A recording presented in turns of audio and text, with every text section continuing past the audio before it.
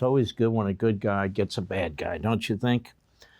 And people are getting sick of these thugs in the street just sucker punching somebody else, knocking them out, some cases killing them when they hit the ground or breaking their jaws, typically older men or older women, often Asians or Hasidic Jews. And it really is disgusting. It really is disgusting. You know, for all the talk, how dare you say negative things about the Federal Bureau of Investigation? Because the Democrats control it. But you can say anything you want about local cops and local police departments. When the feds come in and nationalize these police departments, as they do, and then get these consent decrees, which force these police departments to stop policing, everybody cheers it. Everybody cheers it. But you never see the same kind of activity when it comes to the politicization of the FBI. Can you tell me the last time Republicans politicized the FBI? It's never happened. When I was Chief of Staff to Attorney General Meese, we didn't politicize the FBI during the Reagan administration for 8 years. We were really chasing down bad guys, violent bad guys, foreign spies. Christopher Wray testifies in front of Congress that they have to open a new case every 12 hours against the Communist Chinese. Every 12 hours. How many have they prosecuted? How many people have been arrested? They're so proud of arresting American citizens from January 6th. And I'm not talking about the people who attacked the Capitol Police. I'm not talking about the people who broke into the building and were violent. Some people moseyed in there. Some were waved in there. Some were on the grass. They have already prosecuted or gotten deals with 900 people. And they say they have 500 to go. 500 to go. Oh, and they need to hire like 137 more people, prosecutors and FBI, to deal with it.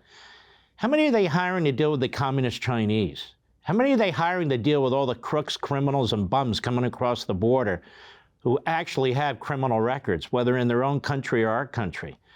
And these drug cartels getting footholds all over America.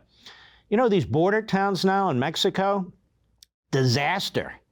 Disaster. The president of Mexico, this socialist, he's basically militarized his police. He's got some kind of a martial situation going on down there because of the violence.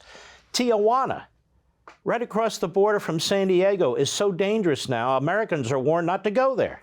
That's right on our border. Right on our border. We never had a border like this before.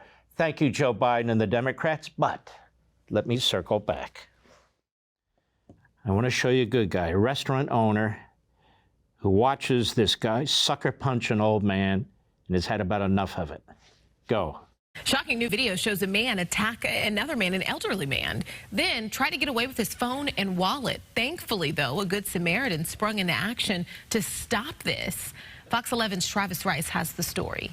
Cause and effect in Hollywood. Surveillance video shows a homeless person sucker punch an elderly man, then get tackled by a business owner. My face doesn't hurt as much now. It's been a week and a couple days, but it's a little puffy, I guess you could say. Tim Ratcliffe ran down the wannabe thief after they took the victim's phone and wallet. As I was coming around the corner, he turned and hit me once in the face, which, you know, it is what it is. But I took him down and just kept him there till the police arrived. The tackle right into the intersection of La Brea and Hollywood. It was definitely a concern because I had literally just gone to the bank also, so all my money fell out of my pocket too, right in the middle of the street. And I'm like, oh, this is going to be interesting how this goes down. Ratcliffe's girlfriend and another witness helped until cops arrived. I saw the video. You sat on that guy for like 9 minutes. Yes, it was, I'm not going to lie, the adrenaline was a lot at that point, and afterwards it was exhausting. I felt like I had worked out the next day for quite a bit. The incident happening the same day as LAPD announced they're adding 200 officers to Hollywood Division for spiking crime. Even one of the officers and I talked about it,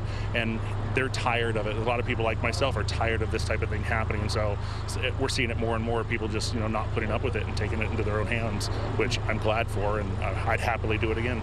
In Hollywood, Travis Rice, Fox 11 News. You know, I like to think I do the same thing. That's a big guy, you know. And by the way, do you notice how he tackled him? You notice how he tackled him? Put his arm around his neck. If the cops had put their arm around that guy's neck and he got a scratch under his chin, they'd be saying police brutality. If you can't take somebody down by their legs, you go around their neck because it's the most vulnerable part on their body. Am I correct? You don't hit them in the shoulders or the chest, their strongest parts. If you can hit them in the face, that's great. But if you're not professional, you go around the neck and you grab the guy. That's what you do. And that's, of course, why all the phony civil libertarians out there, because we don't have any real civil libertarians anymore. That's why they say, you can't do the chokehold, can't do the neck hold. I'm not talking about a guy on the ground and put your knee on it. I'm saying if you're taking somebody down, that's what you do. Particularly, by the way, if you're a smaller cop or a woman cop and the guy's a big thug, that's the way you take them down. But not anymore, apparently.